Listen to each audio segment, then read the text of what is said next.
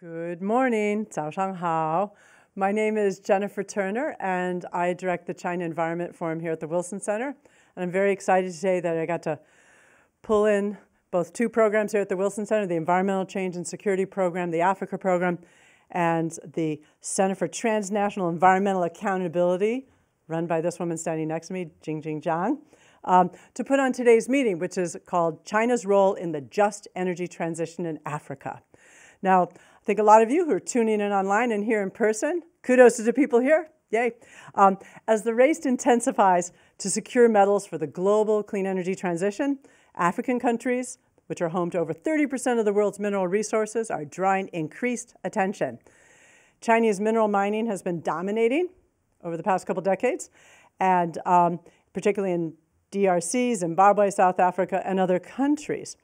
Now, China's mining is also facing intense scrutiny because of the environmental and human impacts of their mining. Sorry. At the same time, China's also been continuing their investment and financing of off-grid coal-fired power plants in Africa, which is providing needed energy to grow your economies. You got to have energy to grow.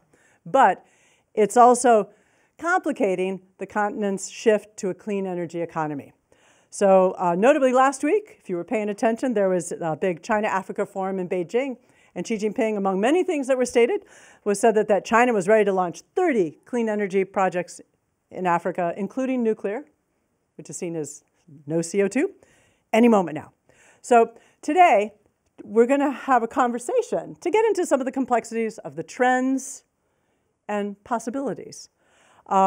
So we have 4 environmental lawyers who've been working to integrate environmental justice and Chinese overseas investments, particularly of mining and off-grid coal-fired power, in South Africa, Ghana, Uganda, and Malawi.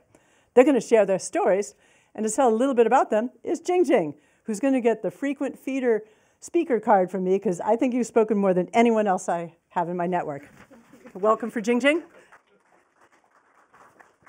Thank you for beloved moderator, skilled master moderator, Jennifer Turner, give me this floor to introduce our panelists. And look at how unique this panel is, all-women panel, all women-only panel.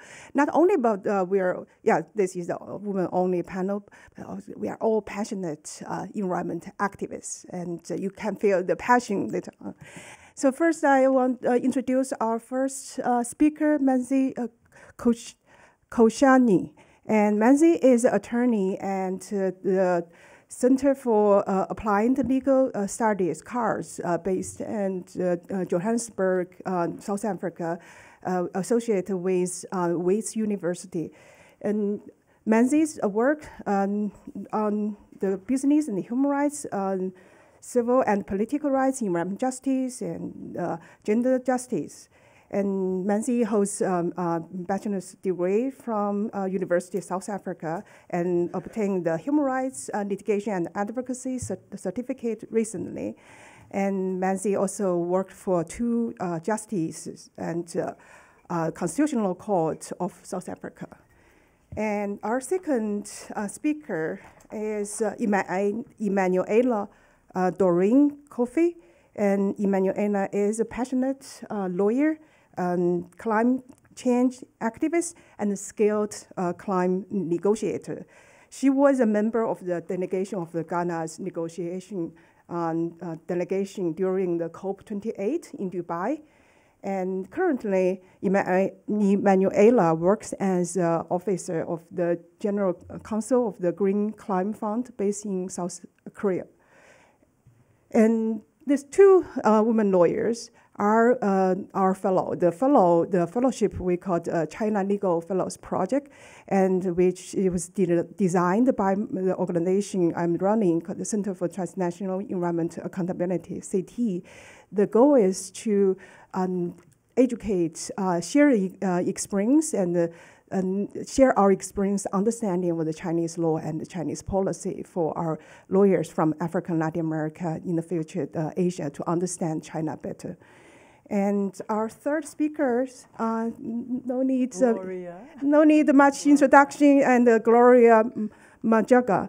And she is a Goldman Prize winner for Africa and she got this honor in 2021 for her work engaging general public civil society organization to be against the single-use plastic production.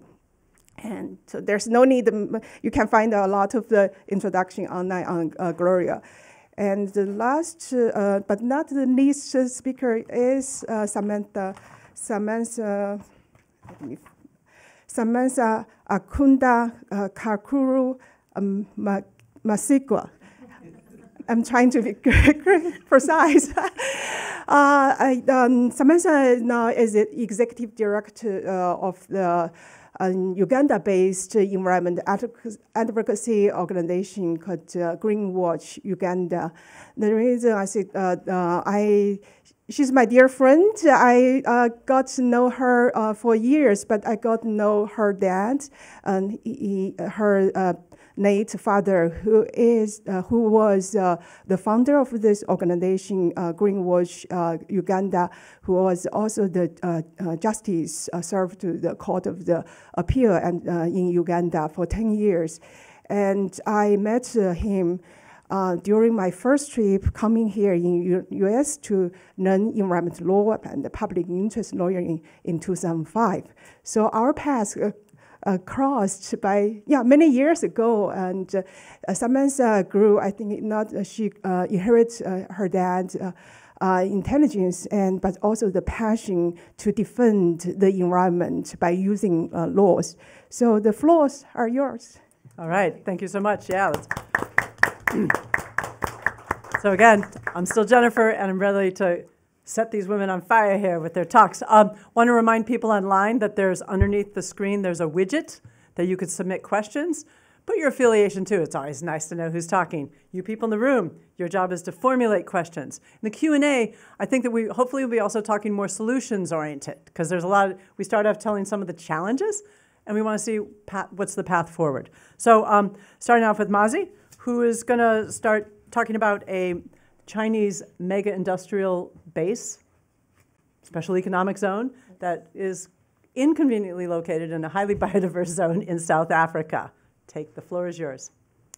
Thank you, Jennifer, and thank you to Jingjing for that introduction. As mentioned, my name is Mazi Chushani, and I am an attorney at the Center for Applied Legal Studies, which is a university-based center at Wits University. So yes, I will be discussing what we call a mega project, which is the Mosina Makado Special Economic Zone, which I'll also refer to as the MMSEZ or SEZ. I'll just use those terms interchangeably.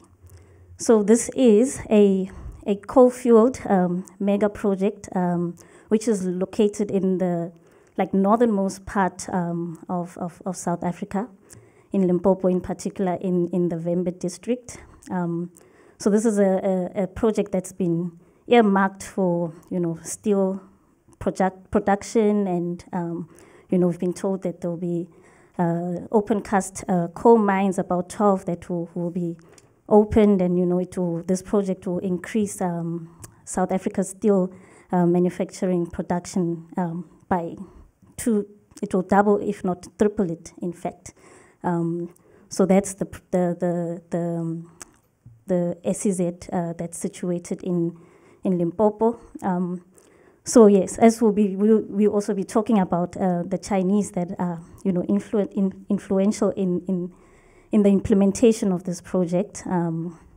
So we know that China for a while has been trying to gain more influence in the global south, and our president in 2018, following the FOCAC summit, lauded this SEZ as the next biggest thing, a project that will increase jobs. There will be about 20,000 jobs that will be created for the locals, but not more details have been given about the kind of skills that would be needed for the kind of jobs that will be provided for that project. We're told that it will create a smart city, and that's something that the locals of that community should look forward to. And billions we've been told that billions will be invested, by the Chinese and, in driving this project as well. So this is happening all the while there's been conversations about the just energy transition, but we're not, speaking about the real impact that this special economic zone will have. And I want to get to the numbers regarding the impact that this SEZ will have. 10,000, that's the number of protected indigenous trees that will need to be removed for the implementation of this special economic zone. These are your indigenous baobab trees, as well as your marulas that are really, protected trees in the Vembe in Limpopo. And then we have the 250 million liters. That is the amount of water that the MMSEZ will consume per day. And then 150,000 tons, that's the daily amount of coal that will be burned by the power station. And then 115 tons, that's the amount of hazardous and industrial waste that the MMSEZ will produce per day. And then also 34 million tons, that's the amount of greenhouse gases that the MMSEZ will emit per year. So that just is really to give you a sense of the economic impact and the environmental impact that this special economic zone is going to have on this really protected zone in South Africa. But, we've mentioned the numbers, but I think one of the important things we should also keep in mind is the direct impact that this SEZ will have on the indigenous communities in the Vembe district. These are a community that are deeply, rooted in their culture. They are connected to the environment. They rely on it for the production, for food, for water. So you will see that this special economic zone will have a major influence on them. There's a biodiversity hotspot there with forests and rivers. For this group of people, it's not just, forests, it's really, or trees. It's how they connect to their ancestors. These sacred spaces there that are used for their spiritual practices. All of that is important to them. And alike is, the rivers and the water sources, which are not just, for the drinking of water or for farming, but these are spaces that they use, to connect to their ancestors. This is a very important part of their lives as well. But there's also threats to where they live, threats of dispossession of land and autonomy.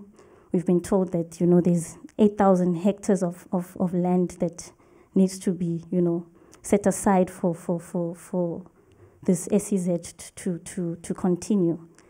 But then these are also, this group of people, they are very resilient. They've been at the forefront of trying to get more information and, fight against this, a development of this magnitude, because of the influence and how it's going to affect them and their community as a whole. And we, as the Center for Applied Legal Studies, together with other civil society organizations, have been involved in trying to sound the alarm about the impact that this special economic zone will have. So we are involved in a case that we launched in 2022, where we are represented by All Rise Attorney, together with two other environmental organizations, where we essentially challenge the granting of the environmental authorization for this project. What we argue there is that process was flawed in the sense that you had the Limpopo government giving itself environmental authorization to get this project going, and also the public participation process was also flawed. Community members were not involved. They were not informed. You had a lot of mostly civil society organizations that were attending those meetings. And then we also have a separate litigation, which I won't speak much to, but it was initiated by the Center for Environmental Rights. And you see there's other local public and civil society organizations that are involved in really, trying to shed light on this mega project that will have a lot of implications. I think I don't want to go over my 8 minutes. I'll just. Do you have another picture? Is it? It's just thank you. Thank you. All right, good. I terrified them. Like, yeah, 8 minutes. 8's lucky in China. So a little applause there for Mazi. Thank you.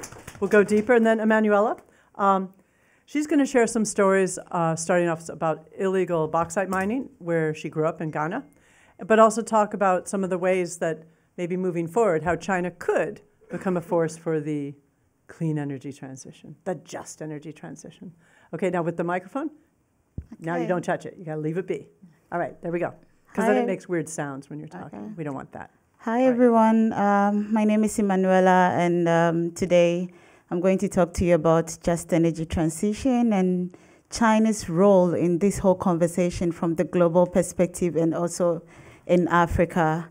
I'll start off with this very funny story. So both my parents come from mining communities. So my mom, I grew up in Obuasi, which is known for, it has the largest gold mine in Ghana. And my dad, on the other hand, was in the Anglo-Gold Ashanti mine. And he lived in Insuta in Ghana, which is the largest bauxite mining area. So I got to visit them. I was just interchanging between the two communities. So I've seen firsthand the impact of mining, and not just illegal mining, but the whole mining industry and how that these communities are left behind in this whole conversations and the actual impact of these mining activities on the communities. And when it comes to just energy transition, we are talking about critical minerals and how that we can use those minerals to foster this kind of transition that we are looking forward to.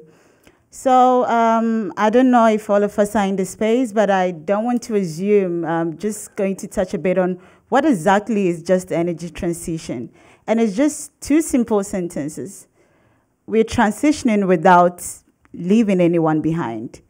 And so for me, the key word is not leaving anyone behind. So many communities, so many indigenous people have been left behind in the global conversation about just energy transition.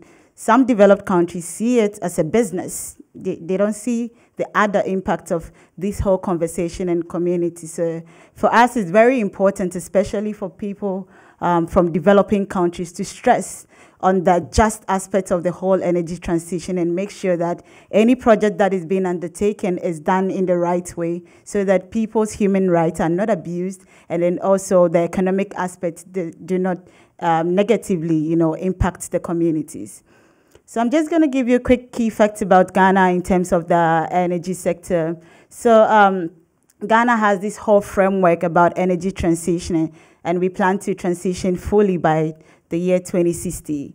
We've also, have the energy transition and investment framework or plan, which sets out the, amount of energy, amount of money that we need, and also the kind of focuses that we are having in terms of which kind of energy we want to focus. So currently, Ghana has solar energy and then nuclear energy as the top two energy that we want to focus in our transition plan. And Ghana, in the whole global framework, only emits about 0.04% of the global emissions. And so you can see that we emit very little, but then because of the impact of climate change, the Paris Agreement places obligation on us all to transition. Now let me give you the key facts about China. So as we all know, China is the largest producer of CO2 in the atmosphere. They produce about 14 gigatons as opposed to Ghana's 0.04%. And we've seen that China's economy is heavily reliant on coal. And we also see that Many times, if you look at the UNFCCC framework, the Paris Agreement, the Kyoto Protocol, you see that China is never listed in the NS1 countries. The US is there, Germany and other countries are there, so we always go to them like, you are the developed countries, you have to provide money, you have to transition, but it's like, China is not in any of the frameworks, so more often than not, when you go to them to try to enforce the obligation, they'll tell you, but UNFCCC never mentioned our names, because at that point in time, they were not developed. But right now, they're the largest emitters, and I think that they play a very important role when it comes to energy transition globally, and not just globally, but also in Africa. We also see that Africa, it's, especially Ghana, is mainly indebted to China, especially our debt rate, to China is very high. Most of our developmental monies come from China, and so they have this kind of influence in how we drive our economic project and what we use those monies for. And so we need to also think about what role China plays when it comes to Africa's energy transition. So I just found this pie chart on the UNEP's a research study they did on China and what their role is in energy transition. It's very weird, but China is the largest polluter.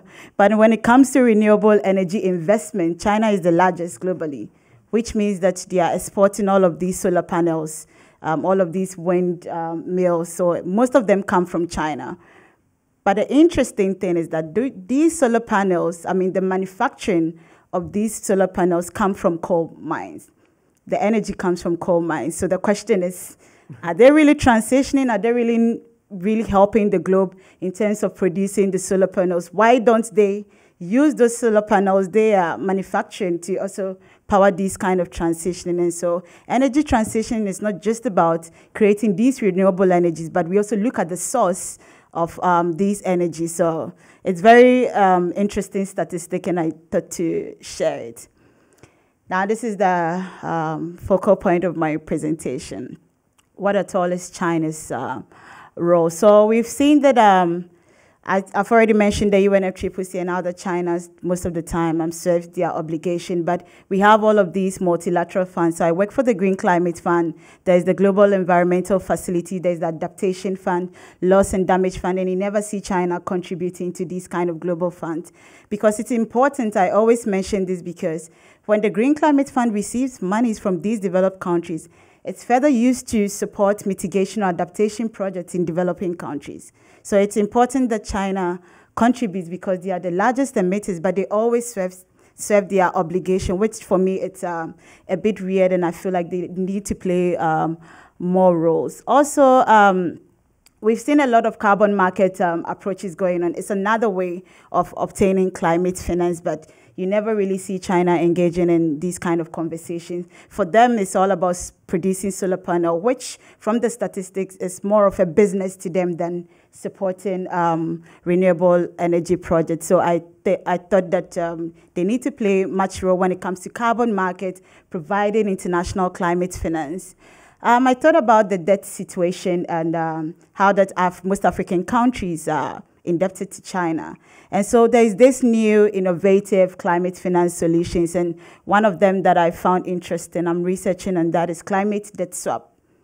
So because we are much indebted to China, China can possibly have these negotiations with African countries to actually sit down and say, okay, we know you owe us this amount of money. How can we help you to, pay up all of these debts? And so let's think about a climate debt swap agreement where you carry out renewable energy projects in your country, and then we offset the amount of debt that you owe us. But they are not having that conversation currently, and so I think it's something that developing countries or African countries should push more on, because we are really saddled in debt and it's dwindling our economies. Also, what are the other, aside the economic obligations or the financial obligations of China? We can really also look at other situations as capacity building. China is investing in all of these renewable energy projects. How about picking up African youth and then training them in all of these upcoming renewable energies that they are producing, so that we can also manufacture these products in Africa, and it's not going to be just a business situation for China always bringing in these solar panels, because it's not for free. We actually pay them. So the US and other organizations produce funding for Green Climate Fund. GCF gives the monies to developing countries to provide solar panels or other renewable energies, but guess where they import all of these renewable energies from China, who is not even contributing to the global climate finance. So they need to do a lot of capacity building, and also to be able to train African youth so that we can also provide jobs for them, and the energy production would still stay in Africa. They also need to think about, the just aspects of the whole transitioning. I was telling a few colleagues that Ghana is finding lithium and all of these critical minerals right now, and we already have a very big issue with gold mining, and it's going to be the same. It all involves mining. And so we've seen a lot of Chinese investment in Ghana, and when it comes to illegal mining, most of these illegal miners come from Ghana. If you research illegal miners in Ghana, you see a lot of Chinese being arrested and all of that. So I feel that the Chinese government should extend these kind of laws in their countries to be able to hold Chinese investment accountable. Sometimes we find these Chinese illegal miners, they get arrested, they get deported, and some way, somehow, we find them back in our countries again. The popular Aisha Huan case, you can just Google and you see she got deported, and we found her back in Ghana still doing illegal mining, and we were like, how did she come back? Did no one hold her accountable when she went back to China? So these are some of the conversations we need to be having about not just the financial aspect, but how can China ensure that its legal framework, when it comes to some of these issues, just that do not stay in China, but they also extend beyond Chinese borders and hold their investors accountable. So basically, was just to give you a global perspective and really look into the future. What can China do in this whole conversation about just energy transition in Africa? Thank you. Okay, thank you. All right, rolling on up next is Gloria, who's going to go a little bit deeper, I think, with a case about Chinese mining in Malawi and what it means for rare earth mining moving forward. But I did want to just insert that your single-use plastic campaigning and ban, that's also a climate action. Because what's plastic made out of? Yeah. There's silence. What is plastic made out of? Oil and gas, everyone. High CO2. All right. Well, thank you, Jen. And good morning, everyone. My name is Gloria Majiga, and I come from Malawi. And we're not a very big mining country. We're very big on agriculture, actually. But mining has become increasingly an area of interest for us. And I won't load you with more statistics. I think Emanuela did a very good job of just giving you the picture in numbers. But for now, I think one thing that I wanted to highlight in our presentation is just the growth of the trade in Chinese and critical minerals. And I think as of now, it's 9.9% as of 2023. And that's just the trade in critical minerals. And that's an area of interest for Malawi now, because we're saying, how do we become part of this? How do we also start to benefit economically, because we are one of the poorest countries in Africa. And I hate saying that, but it's a fact, so I can't run away from it. And so we don't have many reserves in lithium, but we do have graphite, which has been confirmed to have significant reserves, and we've also seen potential reserves of rare earths. So currently, most of it is in exploration stage. There hasn't yet been any mining that is happening. And what this has led to is, I think, an increased effort from government to try and court investors. And one of the investors, the countries that we're looking at, is courting China. And this has been something I think that our government has heavily prioritized. Now, even though we don't have that background, the reason that I am speaking today is just because as we speak as Malawi on the potential of venturing into extractives to support the critical minerals and the energy transition, we're not the only ones. There's other countries as well that are looking at this prospect and the implications to that, and risks as well. And some of the ecological risks, I think Mazi talked about quite a lot just in the context of South Africa. In terms of the ecological, one of the experiences that we've had in Malawi specifically on graphite mining was the closeness of one of the reserve areas to a dam that provides water to a nearby city, which has about 5 million people population. And the exploration of this mine, I think, was contested by the Lilongwe Water Board, as well as the Southern Region Water Board, who had noted that it would potentially affect the water quality as well as groundwater quality. And I think this just speaks to some of the issues that we will probably have as we move forward in trying to push the agenda of graphite and rare earths mining. Another aspect is the social aspect, which deals with the free, power-informed consent. And I think this is something that we've experienced quite a lot previously in extraction. And one of the areas that is being considered for rare earths extraction has also been highlighted as an area where we've heard a lot of the community saying that we don't know what's happening. Now, in the just transition, I think we are saying no one is being left behind. So how do we make sure that these communities are also actively involved in the process of developing these mines, and that even as we move into production or extraction, how do we make sure that we do have the consent of these communities? Because it has been raised that some of these are close to culturally significant areas, but also we have a very big population right now. So there's already a competing interest between people and what we deem as the economic priorities.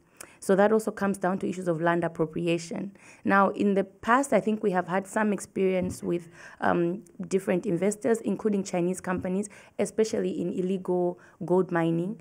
This was in an area in Balakwa where we worked with artisanal small-scale miners. And one of the challenges we had was the coming in of some Chinese companies at a time, first of all, when gold mining was not allowed in the law.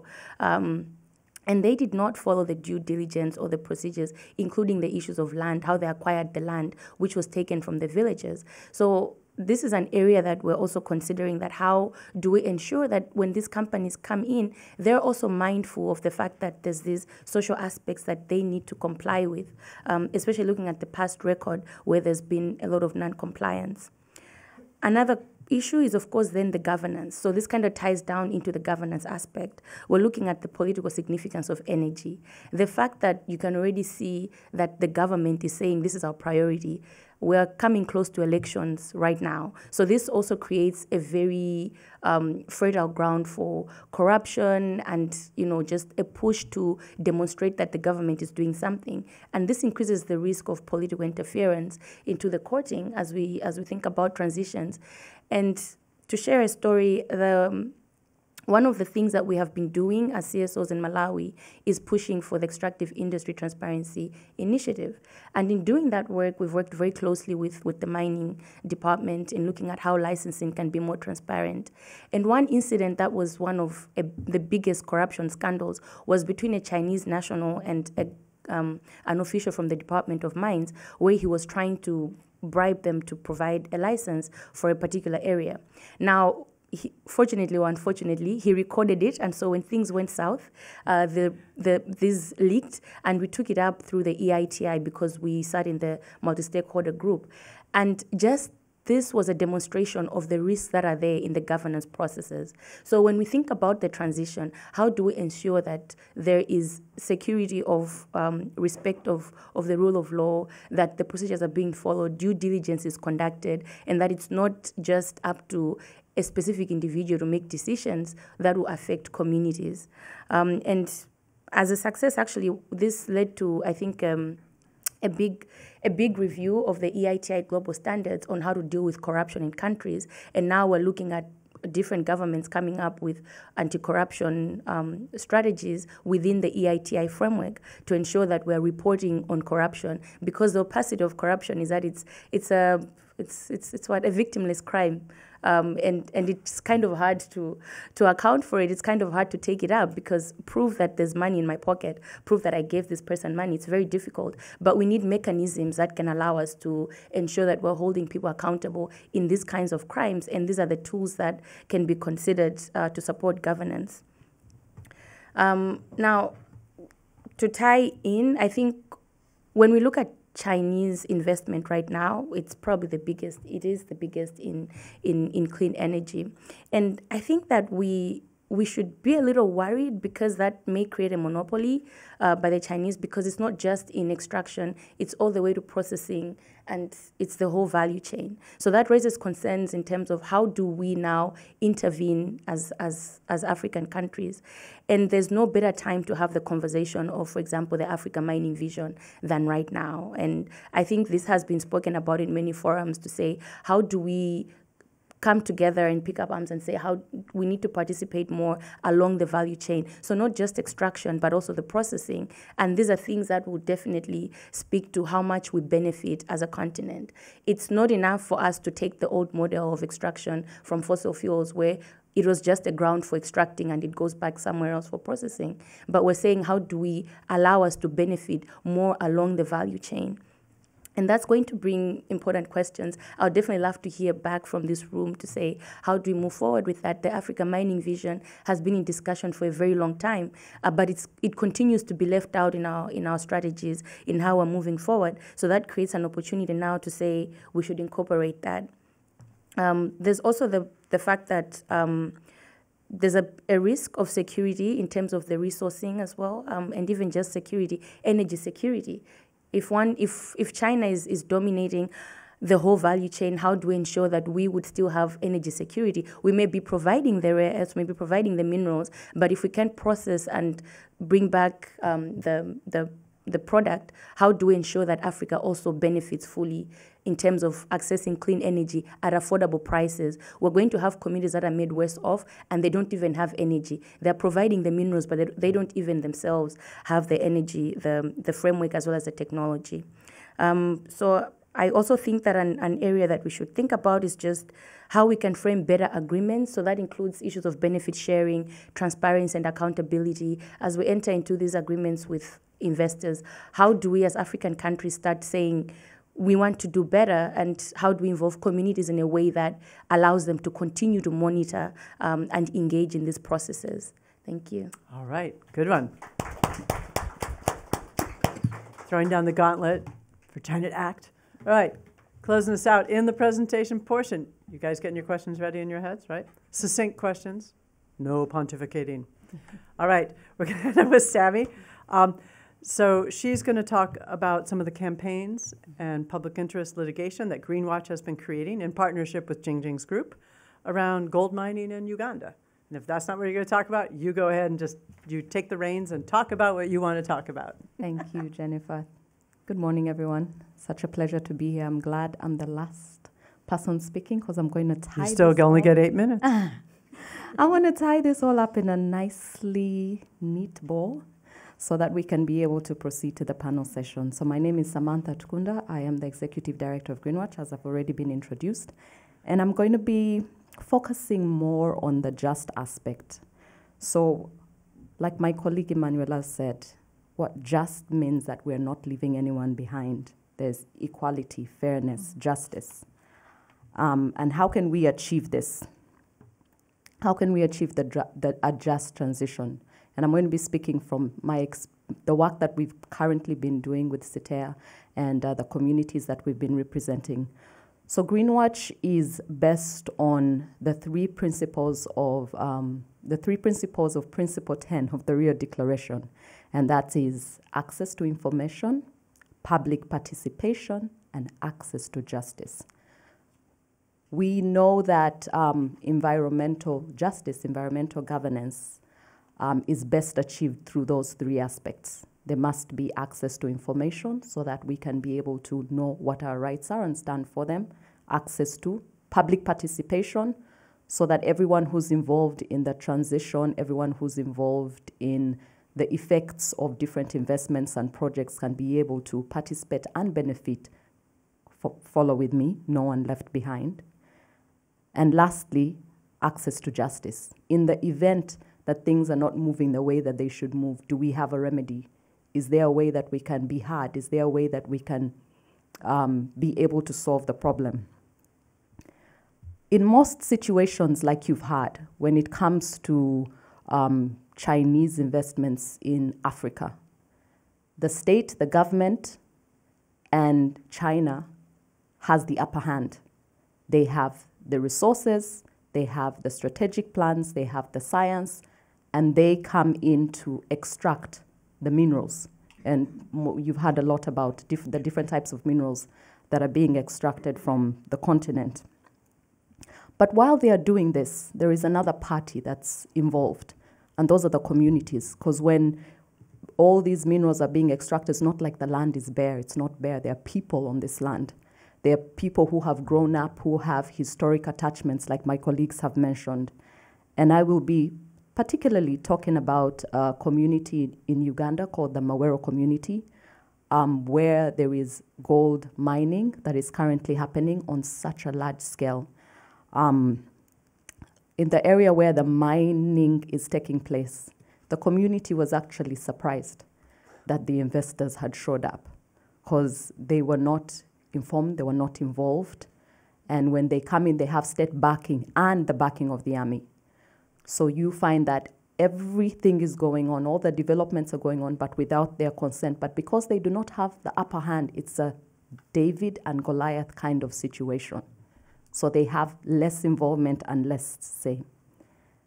Like Manuela said, and I will keep going back to this, no one should be left behind. So what is our role? Us who are up here speaking and talking about our experiences, we are lawyers. Gloria is an activist. She's slowly accepting and appreciating that term. And some of us here are from the academia. We are, I know that there are some people here who are young lawyers who are in the fellowship, and many others. What can we do? How can we play a part to ensure that no one is left behind? So this can be done, and we have seen it happen practically through this past week. We have been talking about and strategizing and coming up with innovative ideas and collaborations between activists, lawyers, academia, civil society organizations like Greenwatch and CITER, and all the civil society organizations that my colleagues represent, to come together so that we can be able to support the Davids. And here I'm speaking about the communities that are affected by the mining. So we're looking at the just aspect.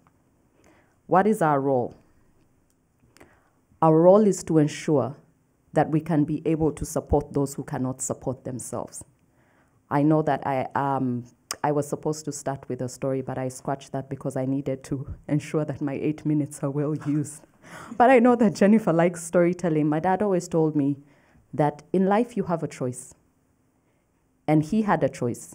He said, I choose to support the underdogs. He never represented corporations or multinationals. And he instilled that aspect in me. And that can be done through public interest litigation, where communities can be supported to be able to access information, which is one thing that is very important. When these developments come in, you find that many procedural aspects are either they are not, they're moved over because there's a lot of state backing and army backing, so you find that the procedural aspect of environmental social impact assessments are either not carried out. Mining licenses can actually be awarded even before environmental impact social assessments are carried out, because the whole point is to get the project going.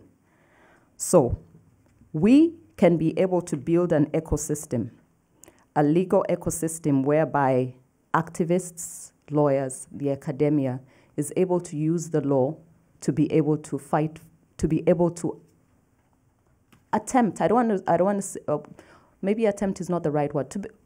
To be able to achieve justice, to ensure that no one is left behind, to achieve justice for those who are not able to speak up for themselves, and that is something that we are practically doing even today. Such interactions that, for example, like what we are having right now, to just look through the issues, to strategize, and to be able to understand what we can do and how we can move forward. One of these ways is through legal empowerment of communities, and I think I spoke about that a bit, in order to acquire information, in order to seek justice, and in order to participate so that environmental governance can be achieved. Thank you. Okay, thank you.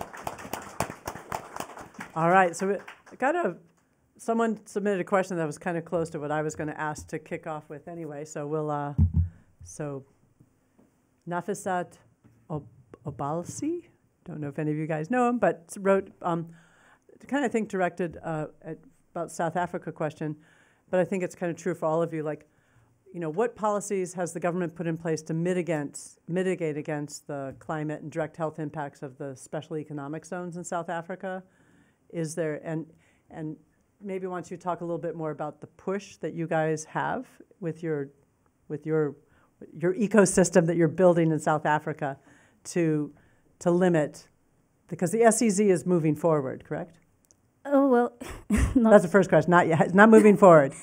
It was on a halt. I mentioned the ongoing litigation, which was initiated almost a couple of years ago, but it hasn't. There's been some delays with the state not providing the record. Are you the delay? No. No. The respondents, yeah, okay. With providing the record, but there's been ongoing advocacy, you know, around it. But what we heard is that a number of applications have been made already for the removal of trees, you know, the marula, and yeah, we just recently found out about that. And the other organizations that I mentioned, we wrote a letter to the Department of Forestries and Fisheries and Environment to get access to those applications, because we know we hadn't seen them, and we thought, you know, nothing was happening for a while.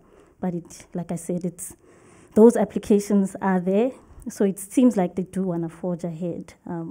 But as Samantha was also mentioning the just energy transition, we also have those commitments, and South Africa recently passed the climate change bill, which really details you know, our commitment towards ensuring that, you know, we are, you know, compliant, and you know, all of that is there, and it was recently signed by our president. So we are, you know, one of the countries that are saying, you know, we want to be at the forefront of ensuring that, you know, those emissions are limited. So, yeah, yes. So, but one question, you mentioned the Environmental Protection Agency and the Forestry Ministry in China.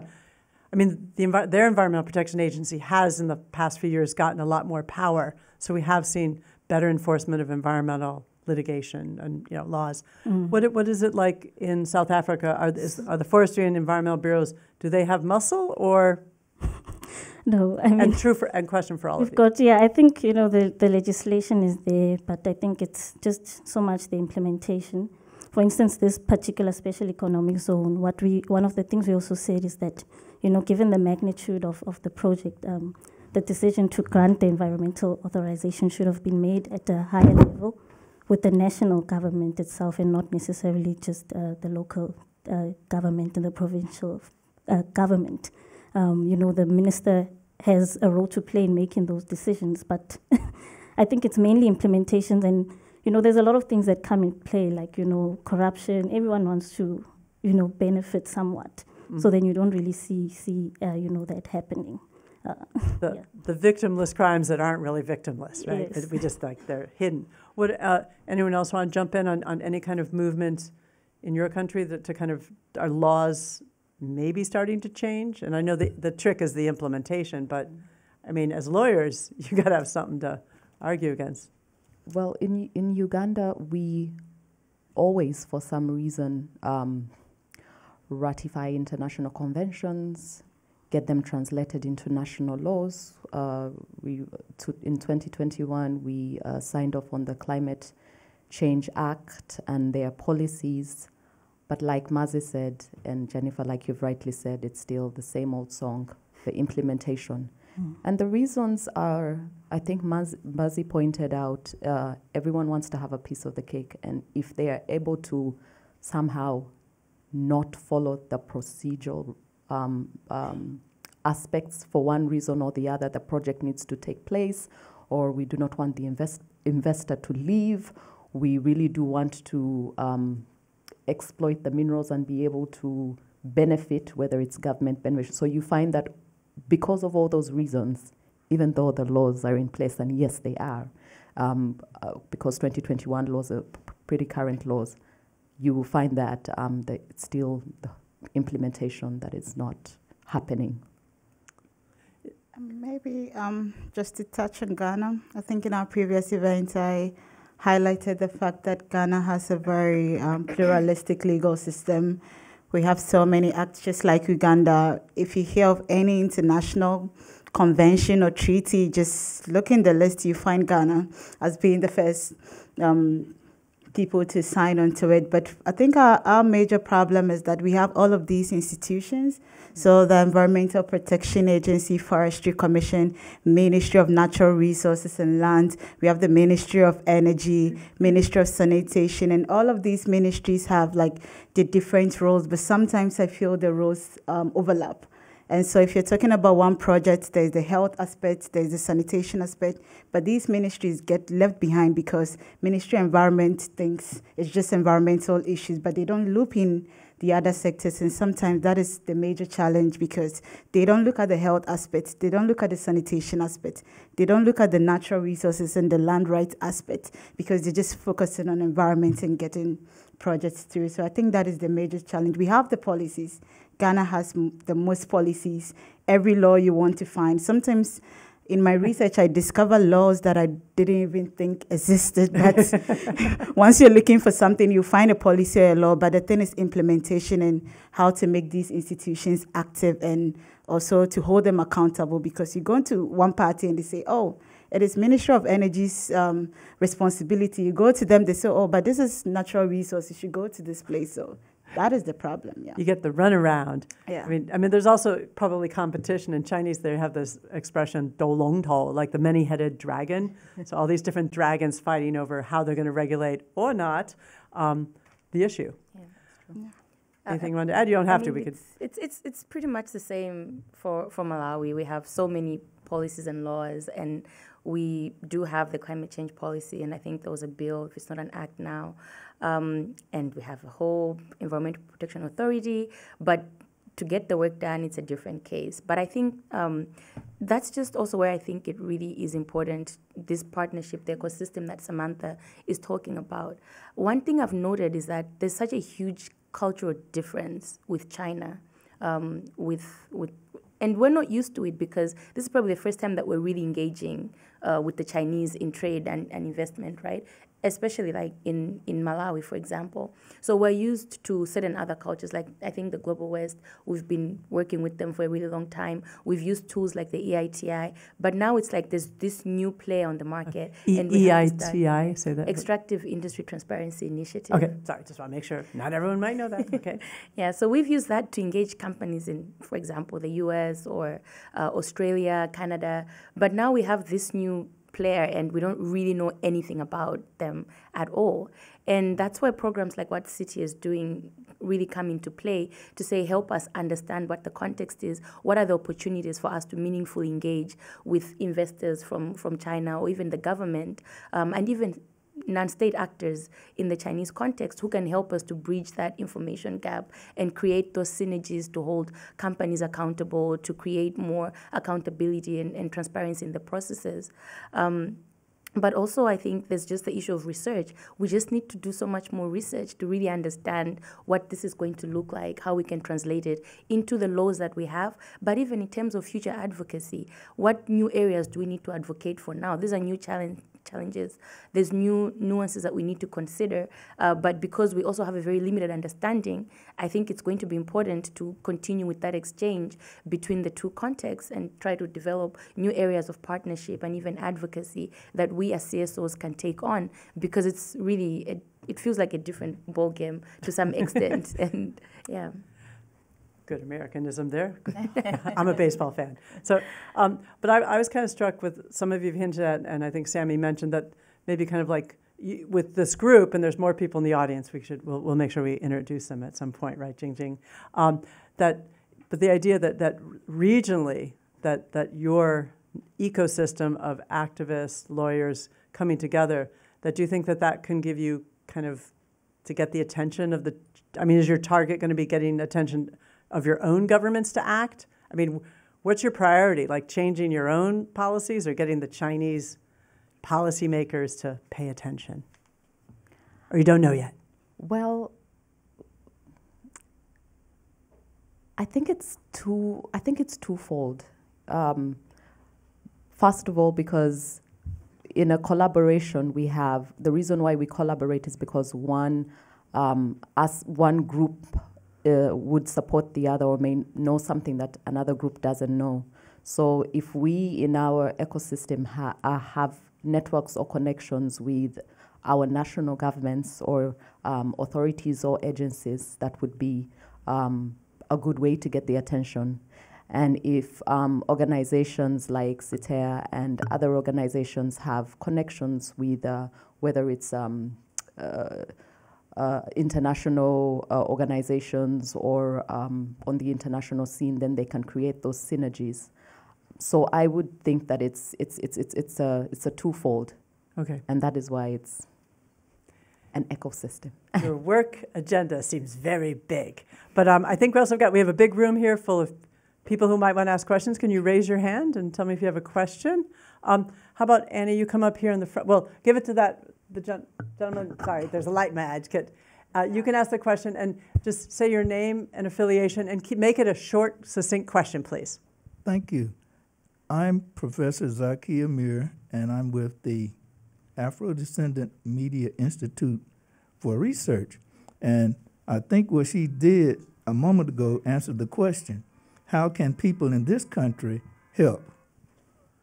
So how can people in the U.S. help? Okay, hold on to that question. And we added another one here. Okay, you could take the mic, yeah. Thank you. First of all, thank you very much for holding this session and for 4 excellent presentations. And what a joy to see 4 women African leaders on the stage. Thank you. Yeah. And I appreciate how well prepared you all were. My name is Sophie Smith. I worked with World Bank for a long time, and now I work with the Climate Investment Fund.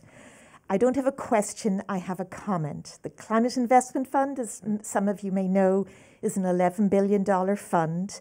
It's the just energy transition is helping it is one of its key mandates. And it is now headed up by a Nigerian woman, Taraye Gabadesin, who's a dynamo. And I would urge all of you to, if you're not familiar with the Climate Investment Fund, do check out the website and do get involved in the Just Energy Transition groups. They're very involved in capacity building. There is funding available if you contact the people, and everything you're doing and talking about is right within their mandate. Okay, thanks. All right, and we'll take one question here, because I'm going to turn yours into a question to talk about what kind of capacity building is the fund supporting or should be supporting. Hold on to that. Okay, last question. Thank you very much for the presentations. So you realize that mostly when the conversation about just energy transition comes up, the focus is on international relations, state obligations. But from your presentation, it looks like CSOs are a very strong force in this, and perhaps the international regime has to consider actually incorporating the role of CSOs in these discussions. But you also find internally within some countries that there's a constant conflict between CSOs and government institutions. So how can CSOs position themselves to work well, in a more cordial and friendly way with government institutions, so that you can play more of a complementary role and support, particularly in the just energy transition and knowing how urgent the issues are? Thank you. Okay, so 3 questions. One is, what could we do to help here in America? The other one, for the Green Fund, what's like specific capacity buildings, and this last question of how can CSOs, how can you kind of, I guess, muscle up to influence? So I don't know who wants to start. Do you want to start, Mazi? Yeah, I can start. I think it's these kind of platforms are sort of important because we get to speak about the issues, amplify them as well. And just a couple of days ago, we attended the Environmental Clinicians Conference in Maryland, and there's opportunities there, to develop environmental clinics in our regions as well. So there's a lot that's already been happening, but I think these platforms are important. We've already received information about the Climate Investment Fund, that's important. So, those are one of the things we also want to be, looking at, and it's a platform where you can get to network, get more information. And I think one of the things I forgot to also mention earlier on is Jingjing's organization, the Center for Transnational Environmental Accountability, has been assisting us with funding in our litigation in the MMSCZ case. So there's a lot of collaboration that we can have. And you came to the States, so you're learning from people here, and also learning through Jingjing, which is a U.S.-based group, on how to move forward. Yes. Someone else want to take another piece of one of the three questions? Yeah. Okay. Go ahead. Okay. I'm going to answer how CSOs can position themselves. Well, I think we already try to play really well with government, but that's not our focus all the time. If we have to play against government, that's fine. We're ready to rumble either way. But I think what's important is becoming an asset as CSOs. I think one of the things that we talked about was how government has all these things in place, but half the time there's just no enforcement or implementation. But CSOs have a certain power in the communities because we represent many people. We represent people that perhaps don't have the same platform that others would have to express what their concerns are or what their issues are. And we found that making ourselves a resource to these communities as well as to government comes in very handy, because we've seen governments approaching us and saying, listen, we have this situation, what do we do? How do we work together towards this? And that's where I guess initiatives like you've spoken about on capacity building really come into play. This is a really complex issue. I think I'm well educated, but I continue to learn so much. I continue to be surprised by how much there is to understand. And when you're dealing with multinational corporations and Chinese investors, for example, they're dealing with lawyers and people that have got skills. There's issues of technology. It's not always easy to translate these complex processes to the communities. And that's a really clear role that we as CSOs can play, is to make that easier to understand. Just make it very simple so that everybody's able to understand what's going on and to participate with the same enthusiasm and understanding. And so first, I think it's becoming a resource, so building the capacity. That also means having the resources to reach out. And again, I emphasize that the engagement with lawyers really comes in handy. I'm not a lawyer, as I've been reminded continuously. For the last, play one on TV. But I've benefited so much from working with lawyers, because there are things that I would not understand, and I want my community to understand, because sometimes it's misunderstandings, or sometimes it's the complexity of how things are termed. So that's areas where we can come together and say, let's frame this, even developing new policies or defining new ways of doing things that are legally permissible within the existing frameworks. So not even having to go far and advocating for new policies, but saying, what do we have and how do we make it work right now? So that's linking international, global level policies, global international law to domestic, to regional, all those things coming together. And so that also answers, I think, the question of what we may need. I think we need that capacity exchange. We need that support. We need experts who have got more experience in working in these areas, coming back to us as CSOs, helping us to understand processes, but also learning from us, so that when you go back to platforms that we don't participate in, you're able to represent what our interests are. When we talk about the transition, it's not just about the technology. It's also talking about jobs, job creation in the communities. And these are things that are not always spoken about. There's issues of unions. How do we even understand or translate these things into these communities? The concept of just transition started from I think it was a union movement, actually. It was about labor. And we've shifted so far from it sometimes, and it requires us to come back and tie in to say the real people at the center of transitions are people. They are common laborers. How do we make this work for them, for these communities, that they continue to benefit from it and not experience that loss in benefits? Good. Maybe, Emmanuel, do you want to say something about, and something specific, that some kind of capacity building that the Green Climate Fund has supported? Yes, so as Sophie would know, the current executive director of the Green Climate Fund, Mafalda Duarte, was with the SAFE, so we cannot do the similar work, but so I was talking to Samantha and some others. I'm not really into that. I don't have an environmental clinic, but I was talking to them about how maybe through our network we can connect to possible funders and also possible institutions that can support with different ways. I know the Green Climate Fund has a readiness program, and I know some CSOs in Ghana who have benefited from that readiness program. And this readiness program is mainly to support government agencies and also communities to be ready for all of these transitioning and renewable energy projects. So it's more of capacity building, coming up with policies, explaining and teaching them about what really this whole environmental framework called climate framework and climate financing is all about. And I know you may not, as an organization, tap directly into the SAFE or the Green Climate Fund, but you can get in touch, as Sophie was saying, with these accredited entities. So you see UNDP going for funding from SAFE or from Green Climate Fund, so you can monitor those agencies to also see which projects they're funding and how your organization can really benefit. But that is why we have an ecosystem, a network for us to also bring in diverse knowledge and also skills. Also to talk about the role of how CSOs can really collaborate with government agencies. I would use my story as an example. I proudly put on my CV that I'm a climate negotiator, but I'll tell you the story behind that. So there is this popular climate organization in Ghana. It's called GAIO, the Green African Youth Organization. They have a branch in Uganda. I was telling Samantha. So one time they were like, oh, we train youth negotiators, and this is what they do.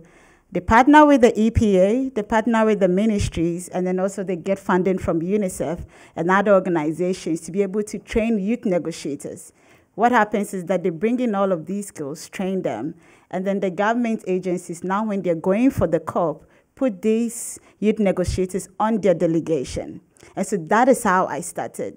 The government, because I don't work for the government, so there was no way I would have a party badge and be on the seat advocating. But it was because of a CSO I got that opportunity. And what I realized was that, okay, there are few lawyers in the space. So what I do is that because I am a climate activist, when I'm in the room negotiating, I have a lot of things in mind. Is this really something that is in the interest of Ghana? Is this really what the people want? How is it going to affect? And then you push back on some of the provisions because of your interests. So I think there's a way, it's not always an adversarial mode. There's a way to, collaborate and see how we can best help. So EPA may not know what I'm doing because obviously once I'm behind the flag, it is me and my knowledge and what I want to advocate on, having in mind the whole national goal. So those are some of the ways we can collaborate. I like the story about the youth being trained. Mm-hmm. They're the future, right? Yeah. Did you have anything to add, or should I gather some more questions? But no, you can gather some more. I can gather more. I'm going to harvest. Okay, woman in the jacket, the tan jacket right here, and gentleman with the long arm extending here, and the same row. So you're my 1, 2, 3s. And so questions only. Okay, questions, short questions. All right. Yeah, I'm Fatimata Belem. So I used to work with the UN peacekeeping mission in Mali, just relocated back here. Thank you very much for such a great presentation. I just learned a lot about this issue that's going on in Africa. My question is specifically to you. Sorry, I can't remember the name. You mentioned the community legal empowerment. So how do you go about this? And if you have any emblematic example to share with us. Thank you very much. Okay, we're going to hold that one. And then number 2. All right. Thanks to all the wonderful women for the presentation. My name is Obet Bori. I work at Zimbabwe Environmental Law Association. It's an NGO based in Zimbabwe. So my question is on the role of China, your presentation, Emanuela, on some of the challenges and the fact that China hasn't been doing more to support renewable energy projects in Africa and the just transition. I think almost every country is looking out for their own. And my question is, what can we do more as African countries to sort of like push and motivate China to do more in terms of promoting this renewable energy? So what is it that is an incentive that we can give for China to actually do more? And also even other countries to push things. Yeah, and pass the mic to the woman right there. Thanks. Thank you so much for this panel. My name is Maria Koulouris. I'm with the 11th Hour Project. We work alongside organizations in Africa, including Democratic Republic of Congo and other places where there is a very long history of mining. And with the push for an energy transition and increasing mining in not just Congo, but other countries, including your own, and the region more broadly, we've seen a vast spectrum of responses from groups that are resisting mining, others that are engaging. But one big demand also from our partners in Congo goes back to what you were sharing, Gloria, around value addition and seeing more job creation and better outcomes for communities in DRC.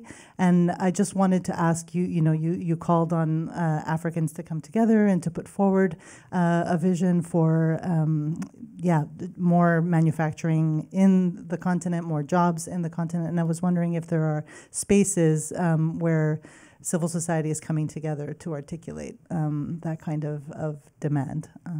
Thank you. Okay, we're gonna work on those three questions. Sammy, you had the first one about country empowerment. Yes, how do we go about the legal empowerment programs? So what we do is that we, most of the time communities have reached out to our organization. So we go into the communities and first understand whether they have a governance or leadership structure. You find that sometimes they do, but it's very informal. So we formalize it by registering them as community-based organizations if they are not yet. Then we train them on what governance and leadership in community-based organizations entails. So once we have them understand their governance structure and the like, and then we train them on whether it's a particular environmental or land rights. So in the case of the community that we are working with, they do not have access to information of the environmental social impact assessment of the mining investor. We need that information so that we can hold the mining company and the government accountable, because they've been awarded the project, or they've been given the go-ahead, the approval from the National Environment Management Organization to carry out. But I'm sure there are certain conditions that they need to adhere to. So we teach them what an ESIA is, the basics of it, the importance of it, how they can be able to hold the government and mining organization. So it's really just capacity building, but in the most simplest way, because you find that the level of literacy is not so high. So we need to break it down to the simplest of simplest. So that's really what is involved. And then we take it step by step. So once we are done with one step, then we take it a notch higher to the next. If we are not making headway with achieving certain information, then we can look at other avenues like bringing cases before the court for access to information, enabling them to understand how the court procedures, how they should represent themselves, and things like that, always having a specific target in mind. So when we hit one target, then we go to the next. So that's how we've been doing it. Okay, great. And got to move quickly on. Emanuela, what do you want to say about how can Africans do more to motivate to get that renewable energy? I think the first thing I'm going to say, just like any other, investment and, project negotiations, I think we have to recognize the power we have. Many a times African countries forget the kind of role and that kind of power we have in this whole conversation. Without the mineral deposits in our country, none of these conversations about energy transition is going to happen. We've seen a lot of, human resource. We have the young people to be able to do all of these work. The hard part, the hard work in these conversations is when we engage young people in Africa to do the mining. That is the hard part. The rest is all the use of technology. And so without us, without our human resource, without the mineral deposits, without all of the resources that we have, other countries in the whole world cannot have this conversation about energy transition. So I think it is high time that we really recognize our value, and that would be a very great bargaining power. We have to let them know that without us, you really can't have this conversation. And so you really need to play the game according to how we want it to be played. But sometimes our leaders forget that, and a whole continent is meeting with one country, which sometimes I find it very weird. South Korea also had Korea African Summit, and sometimes I think it is one of these platforms that African countries can use. And it's also our duties as lawyers, as CSOs, to really push our government to say, really, you really need to make your voice heard and also see that kind of power you have, and not go, bending to every rule they said because you're looking for one money from them. So if the government is not doing their role, as young people, we've seen the power of media, we've seen the power of advocacy, and we can really use those tools to drive that kind of change that we want as a continent. Right. Got to applaud for that one. We applaud for all of them. And now we're kind of hitting our time. And Mazi, since you started us off, you can succinctly say whatever you want. You think that might, maybe how to get the Chinese to act, or just whatever lingering thing that you think should be said to this audience here and online. I think my colleagues have already said a lot, but I think I'm just grateful for this platform, where we are able to speak about the issues and exchange ideas. And what I'm hoping for at the end of this is just to mingle with various people within this room, just so that possibly I can go back home with something tangible, and more connections that I can, speak about with, my colleagues, and, just so that we can, start doing more, work and not just speak on this platform and then keep it moving. I really hope that, something more tangible will come from it, and I'm thankful for this opportunity. Honored to have you here. You're part of the China Environment Forum Mafia now, so I can help connect you. But you guys here, you're also potential. We're going to close it on out.